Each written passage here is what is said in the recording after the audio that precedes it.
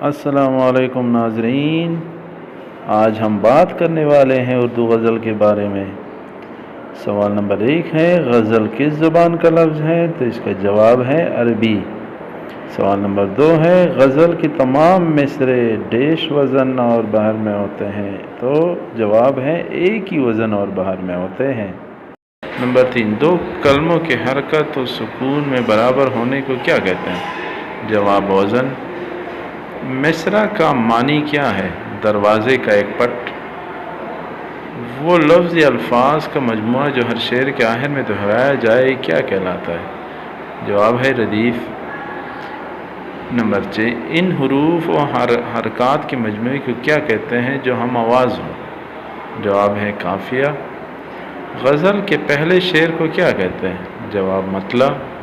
غزل کے آخری شعر جس میں شاعر اپنا تخلص استعمال کرتے ہیں اسے کیا کہتے ہیں؟ مقطع کہتے ہیں۔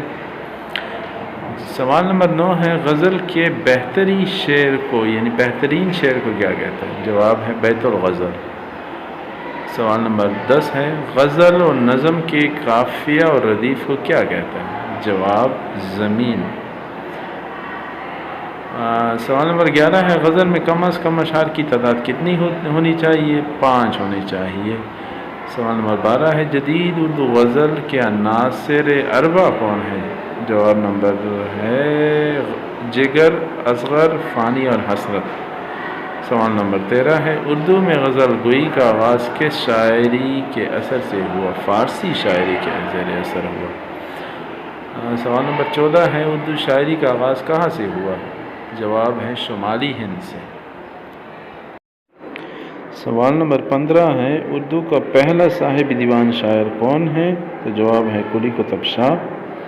سوال نمبر 16 ہے، اردو کا پہلا باقاعدہ غزل گو شاعر کسے کہا جاتا ہے؟ جواب ہے ولی دکنی۔ سوال نمبر 17 ہے، امیر خسرو نے مسعود سعد سلمان کو کس کتاب میں پہلا شاعر قرار دیا ہے